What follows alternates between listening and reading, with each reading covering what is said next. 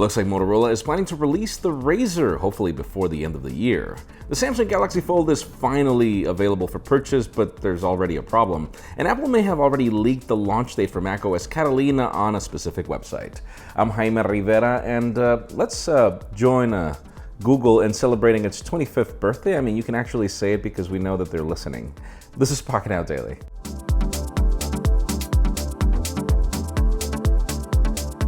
The official news today begin with deals. Definitely Apple killed Apple Watch Series 4 in favor of Series 5 with their launch. But for those of you that are still interested in getting a deal, you might be able to get something on Amazon for Series 4. Currently, the company is offering this specific variant in various configurations for $50 off. For example, if you want to go for the GPS 44mm variant of Space Gray, you'll find it available for $379. I still like Series 4, and if you don't care about the always-on display, you can learn more about everything in the description. Now, for those of you that are rocking older iPhones, and I mean older than the iPhone 10, meaning iPhone 10, 8, and before that, there's a new exploit that's actually got a lot of people worried. A security researcher just posted an exploit on Twitter, which is an unpatchable jailbreak for millions of iOS devices called Checkm8.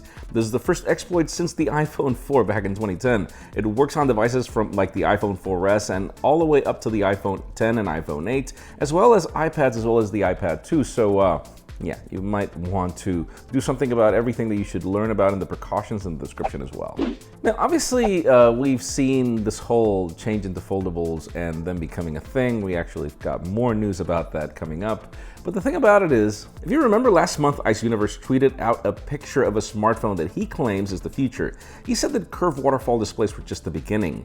Then we would start seeing 4 curved waterfall displays. A couple of days ago, we got the Mi Mix Alpha, and it does seem like the industry is going in that direction. And obviously by 4 curves, we're talking about corners and the sides and everything. Question is definitely, are you interested in that kind of design? Because in my case, I'm actually celebrating that the OnePlus 7T doesn't bring a curved display.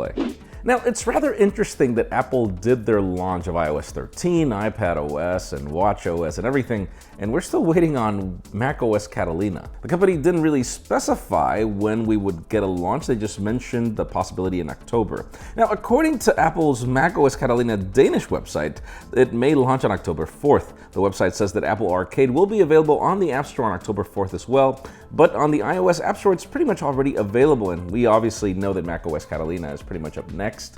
I'm definitely looking forward to it, particularly for Sidecar, so let's wait for that. Now let's move the spotlight over to Samsung. Obviously, we've been waiting for that Samsung Galaxy Fold. By the way, the reason I don't have mine is because I've been traveling, but expect some coverage next week. I already have 2 videos on it, but obviously our full review is still in order. The company is now making it available for purchase in the United States for those of you planning to buy.